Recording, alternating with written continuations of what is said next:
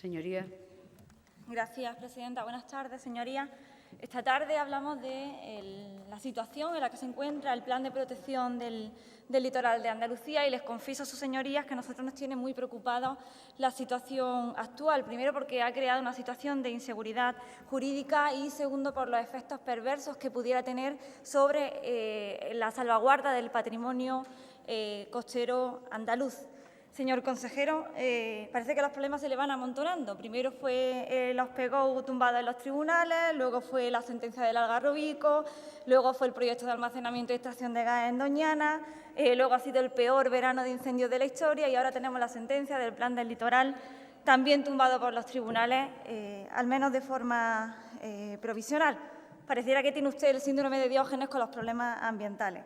En fin, creo que la situación que vivimos en este momento es de gran preocupación, sobre todo para aquellos ciudadanos y ciudadanas que nos preocupa la protección del patrimonio de Andalucía, y lo que le instamos es a buscar, lo que instamos a todos los grupos es a buscar las soluciones legales que podamos aportar para que nuestro patrimonio, nuestras costas no se vean afectadas de una forma negativa por aquellos intereses depredadores del patrimonio natural.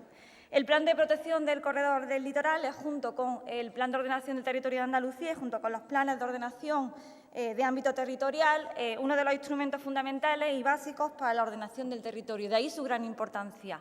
Nosotros entendemos que el litoral debe estar blindado ante los ataques especulativos de aquellos promotores, empresarios, que de la mano del Partido Popular no dudan en acometer verdaderas barbaries en nuestro litoral. Creemos que no es un instrumento más, que no es un plan más, el Plan de Protección del Litoral, con todos sus defectos que pudiera tener, era un buen instrumento para la protección, para la conservación y para la puesta en valor de las costas andaluzas. Además, no olvidemos de algo muy importante. El Plan de Protección del Corredor del Litoral era una vacuna o un antídoto contra la corrupción urbanística, que de eso en Andalucía tenemos experiencia de grandes desastres ambientales perpetrados en nuestra costa en base a intereses especulativos y a unos intereses que, desde luego, no son los más recomendables para Andalucía. Por tanto, doble función del Plan de Protección del Litoral, porque además era una vacuna contra la corrupción política urbanística.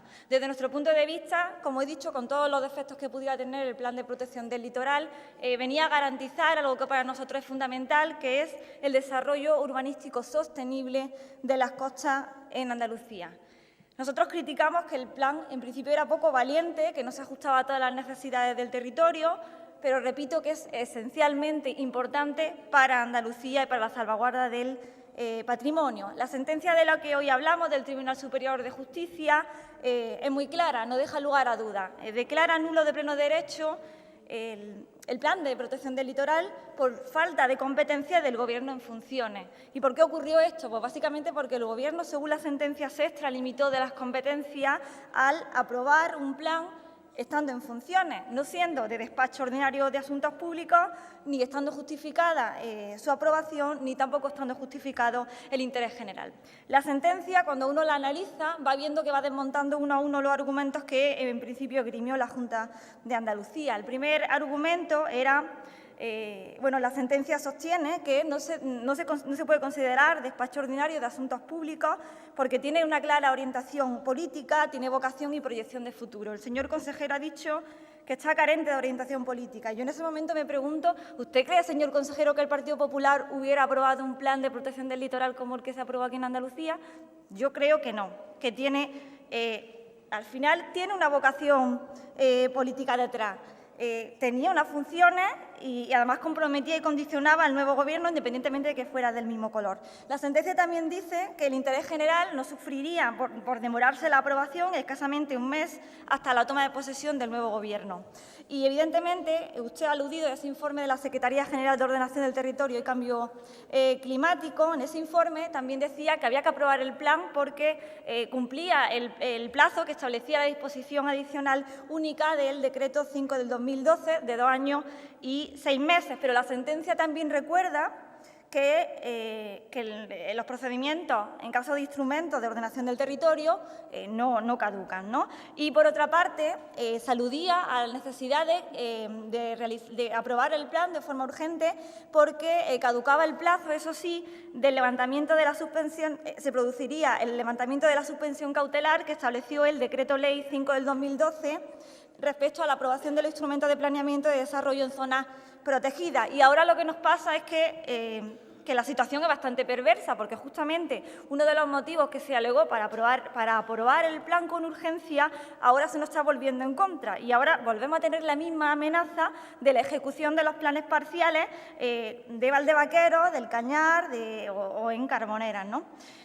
La sentencia es muy clara, dice que no se sostienen jurídicamente los argumentos de interés general o de razones de urgencia. Y en este contexto nosotros nos preguntamos por qué se aprobó el Plan de Protección del Litoral si no teníamos la suficiente garantía jurídica. Y también nos preguntamos por qué la Junta de Andalucía y el Gobierno andaluz abusa de la práctica de aprobar decretos estando en funciones. Le recuerdo, señor consejero, que en abril del 2012 también el Gobierno andaluz aprobó el decreto de investigación de hidrocarburos conocidos como Ulises II y Ulises III en Jaén y Penélope en Sevilla. Nosotros dudamos que los servicios jurídicos de la Junta de Andalucía nos advirtieran de las prerrogativas legales o de la jurisprudencia de la que alega la sentencia. No alcanzamos a comprender por qué se dejó hasta el último día, por qué apuramos tantísimo los plazos para aprobar un plan que, como usted mismo ha dicho, llevaba años tramitándose. Yo creo que al final es por una especie de sentimiento de impunidad, de que no pasa nada o simplemente de desidia al hacer las cosas. Si era tan importante, que es muy importante el plan del litoral para Andalucía, deberían haber previsto los plazos, deberían haber previsto que debía aprobarse de forma urgente. Por otro lado, usted, cuando hablaba sobre el tema del plan del litoral, usted no ha perdido la ocasión de echarle la culpa a la oposición de la necesidad de aprobar el plan por el famoso periodo en el que la presidenta Díaz estuvo negociando su investidura. Y no son 80 días, son 800 días en los que hemos estado sin gobierno hasta que los militantes del PSOE le han dado con las puertas en la nariz a la señora Susana Díaz. Por tanto, vuelvo a decir que nos preocupa que este plan abra las puertas de nuevo a los procesos especulativos, a los procesos destructivos del litoral, que tire por tierra el trabajo que se hizo durante 2 años y medio y que, sobre todo, que volvamos a sucumbir al peso desarrollista de la depredación voraz que se ha dado en el litoral de Andalucía. Ya no ha faltado la ocasión para que dirigentes del Partido Popular y algunos ayuntamientos también del Partido Popular salgan a decir que la sentencia es una oportunidad para que su suelo se saque de la lista de suelo protegido para construir vivienda en Albuñol, hacer hoteles en Torrenueva o ampliar la línea de invernaderos en Calahonda. Señor consejero, desde Podemos Andalucía podemos tener muchas discrepancias con muchas cosas, pero creo que cuando es importante tenemos que hacer las cosas unidos. Nosotros vamos a hacer frente con el Gobierno andaluz en ese recurso de casación, si es que finalmente los servicios jurídicos deciden interponerlo, pero lo que le pedimos es sobre todo lealtad con Andalucía y le pedimos que abra otra vía paralela al recurso de casación. ¿Por qué le pedimos una vía paralela? Simplemente porque si el recurso de casación no prospera, podemos tener una situación donde tengamos inseguridad y no tengamos la suficiente garantía de protección del litoral. ¿Qué es lo que le pido o qué es lo que le sugiero que creo que se puede hacer? En principio se utilizó la forma del decreto ley del 5 del 2012 para el marco legal del plan del litoral y en ese plan se establecían medidas cautelares urgentes.